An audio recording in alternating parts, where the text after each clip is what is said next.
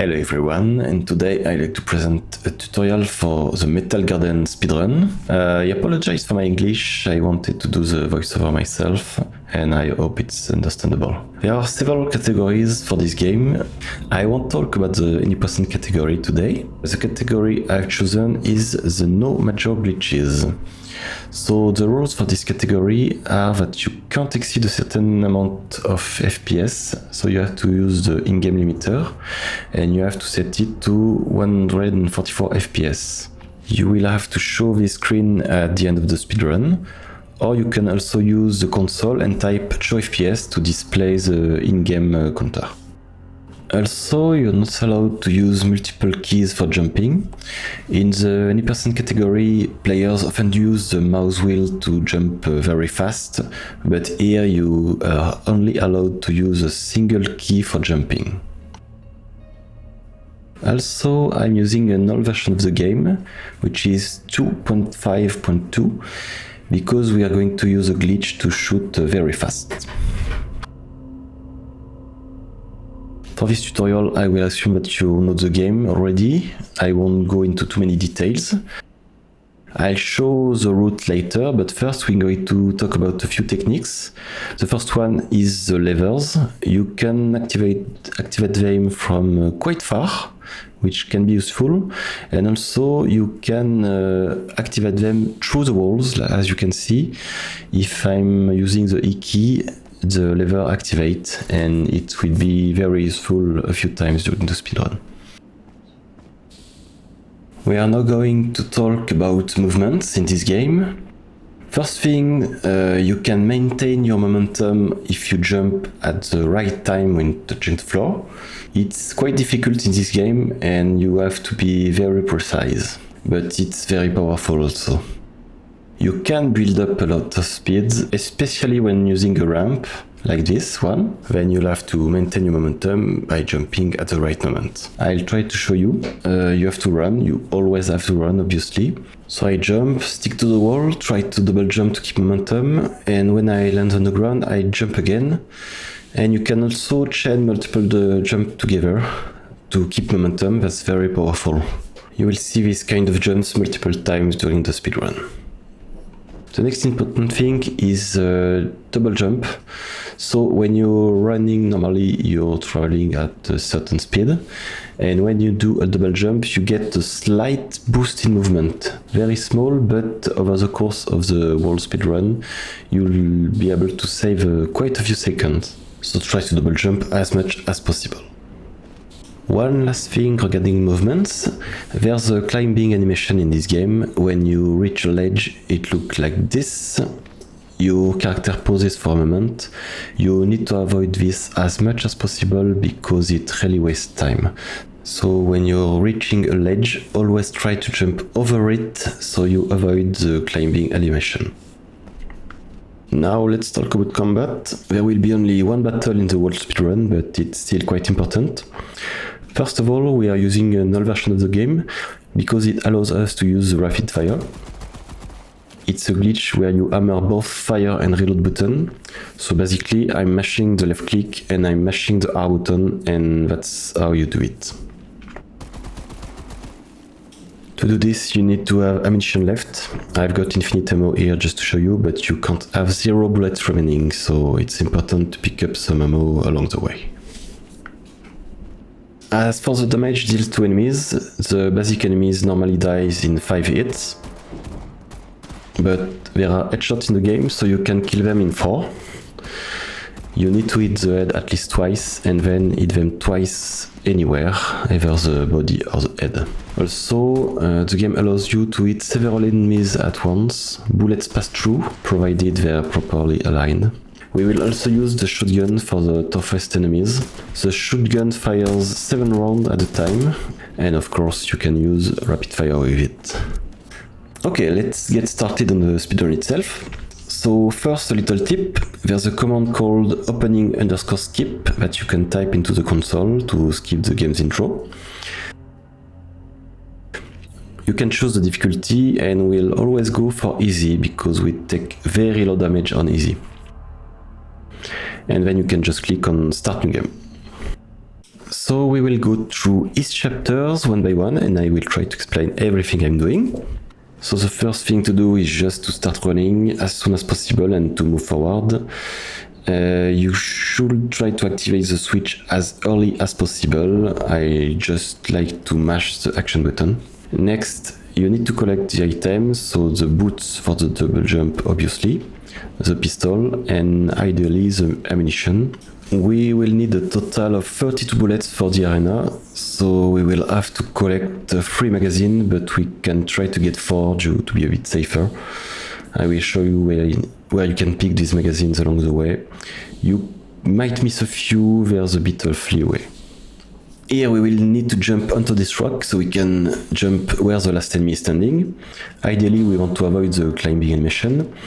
Then we will need to grab the grenade for the arena, the health pack we will probably need it, and ideally grab both the ammunition, but it's not mandatory, we can just grab one for example.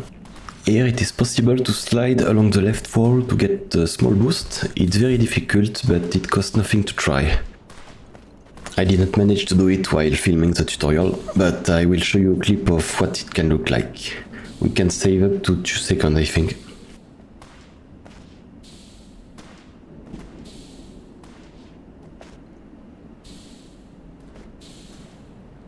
After that, the end of the chapter is fairly easy.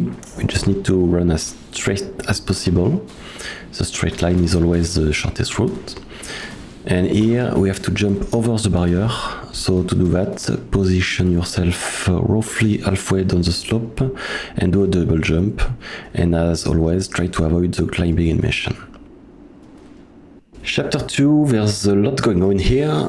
And what I'm going to do is switch to exploration mode so I can explain without dying. Obviously we are not allowed to do that while speedrunning, it's just for explaining and training. So first of all, there's a really interesting boost to try here. So we get on this sledge and try to jump here. I'll show you a clip in just a moment. But basically we can slide along this ledge, do a double jump, jump from here, and we can make it all the way to the bridge over here.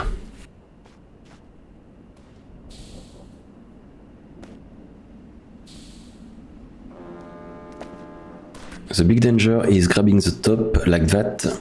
Our character tried climbing and this ended up wasting quite a bit of time. Next we reach the bridge, so there it's possible to cross it in one go.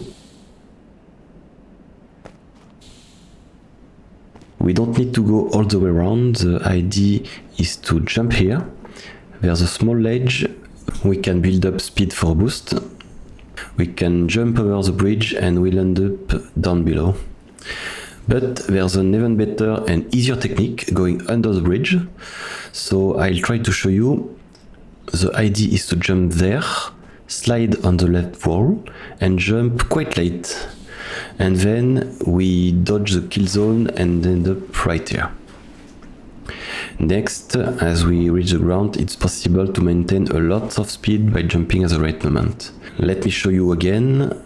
The key is to jump quite late. Here you lean to the left, we let ourselves slide, do a double jump and try to jump on landing. And you can even chain multiple jump. So here I didn't manage to keep my speed, but I'll show you a clip of what it can look like in a perfect world.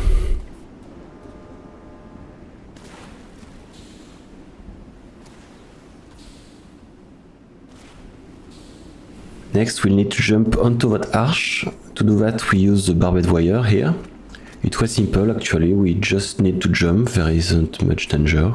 We take a tiny bit of damage, but we are on easy mode, so it's practically nothing. And from here we'll be able to reach the end of this level. A small detail here, I'm in exploration mode, but even in normal mode there will be enemies missing here, because we avoided the trigger, and this will happen later on the speedrun as well, I'll show you. Chapter 3, the start is pretty normal, nothing much going on. Ideally we want to pick up this magazine, that's a pistol magazine, it's the last one we'll be able to grab to reach 48 rounds of ammunition ideally. After that we need to jump over this car wreck, you can't skip the climbing animation here. We use this car to get on the next level. And here the idea is to jump here. So to do that, I used this landmark here as a visual cue to jump. They're shooting at me while I try to explain, that's not nice. So from here we can get to this level, then turn left. We head for the pipe. We must try to avoid damage if possible, but it's not that bad on easy mode. And here we need to turn around as quickly as possible. Don't do what I just did, try to avoid the climbing animation. And here, same thing as usual, just walk as straight as possible. At the top of this bridge, there's a little trap, we can say. It's very easy to trigger a climbing animation, so to avoid it, I like to go slightly to the right before heading to the left. That way, I almost never have a climbing animation. Finally, the wheels, one of the most difficult tricks of the run. For the first wheel, I try to land on the flat part. I double jump if I need. I wait for a bit or move forward, then do a big double jump. The moving objects in this game give us quite a big boost of momentum. After that, I try to jump from the middle of the second wheel, double jump quite late, and hopefully land on the other side. And as always, we want to avoid the climb animation to save some time.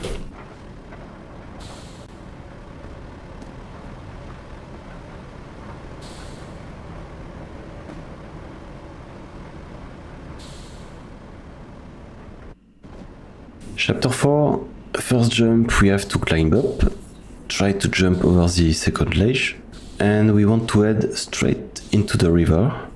Personally, what I like to do is to go slightly to the right, because I like to pick up the shotgun here. It's not essential, other speedrunners don't do it this way, but I like it. As you can see, you don't have to avoid the mines because they don't do that much damage.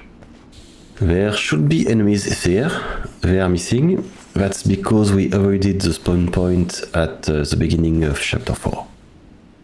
Here we've got a very important boost because we can really build up a lot of speed here. So the idea is to position here, slide along the wall, double jump to keep building momentum, and we have to jump just at the right time to keep our speed. After that, there is a second boost possible. I will show you a clip doing both boosts in a second.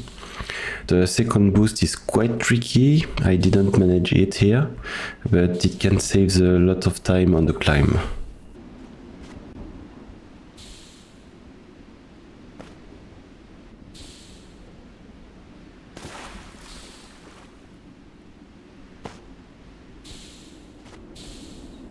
Next we have to head down towards the two levers. You can do a double jump here if you are feeling daring.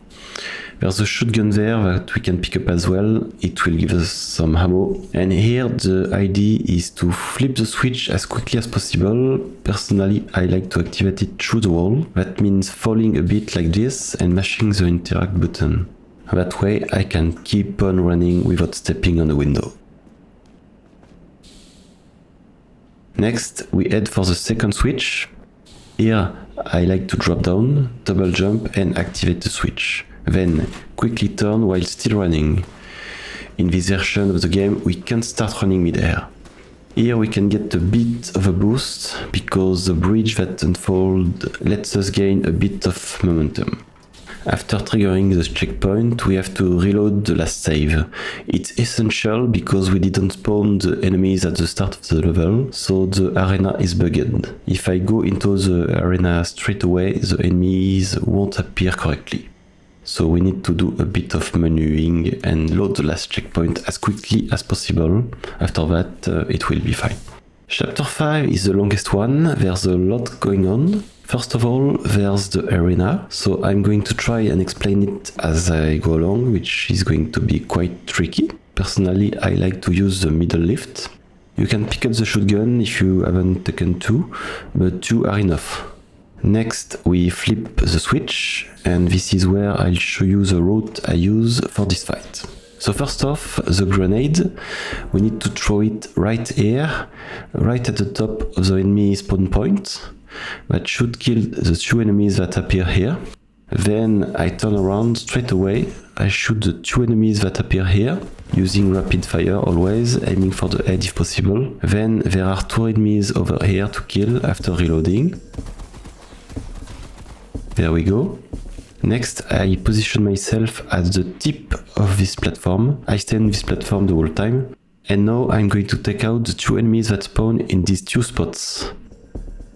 I fired way too early there. Next, I position myself here and turn around. The goal is to get rid of his enemy and the one who has jumped down. After that, the only left will be the tiger-like creatures with axes. So one of them has jumped down here, and by moving a bit to the left on this platform, he normally jumps towards me. You will see. I'm immediately switching weapon, taking the shotgun. I take him out quickly, then I turn around, and the idea here is, by positioning myself here, it will line up these 2 enemies. But the goal is to manage to take them out at the same time. That wasn't great here, but I'll show you a clip.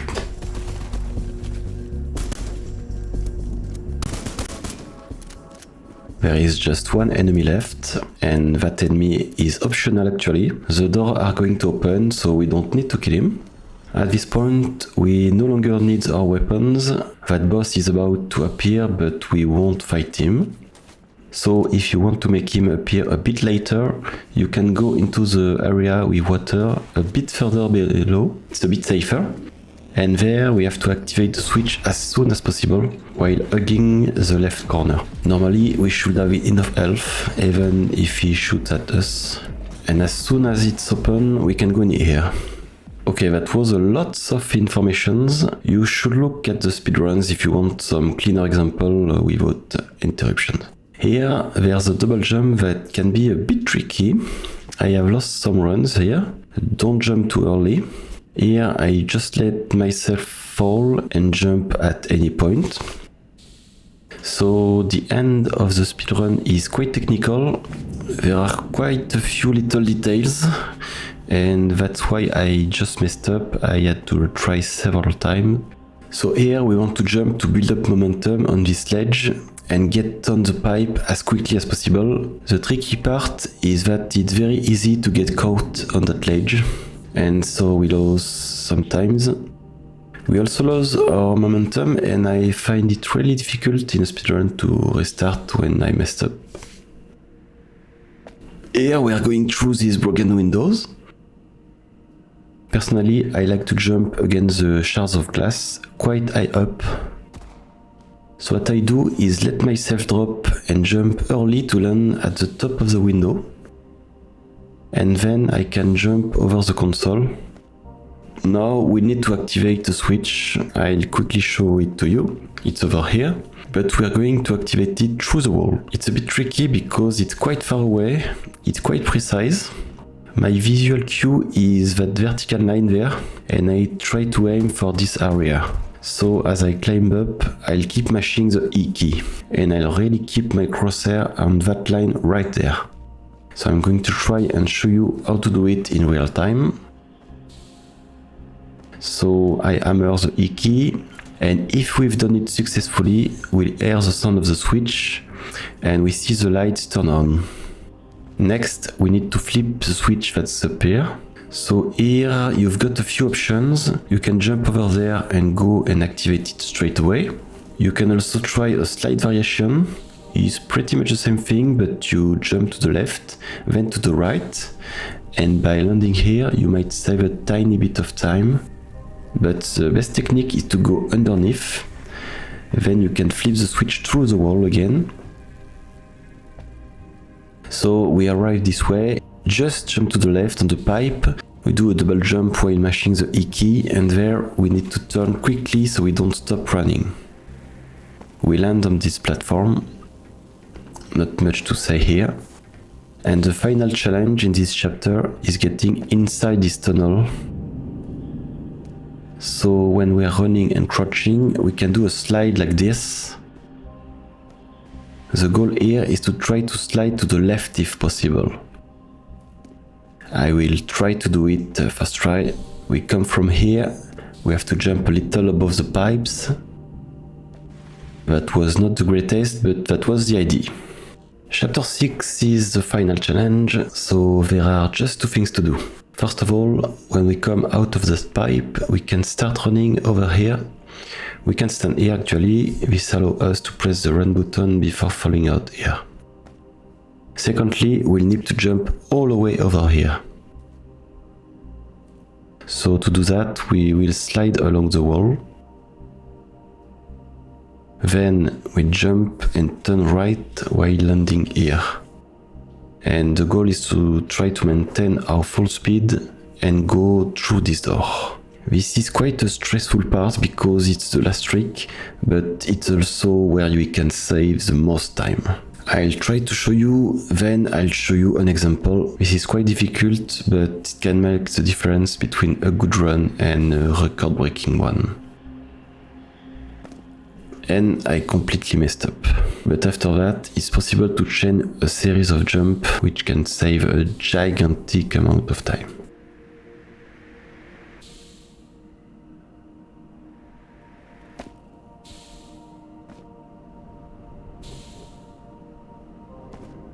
When we're here, the speedrun is almost over. The last thing to do is to activate the elevator switch. To do that, we jump here and activate it through the wall. After that, we'll just need to wait about 30 seconds for the lift to start moving and for the ending text to appear. The timer ends on the first frame the ending text pop up.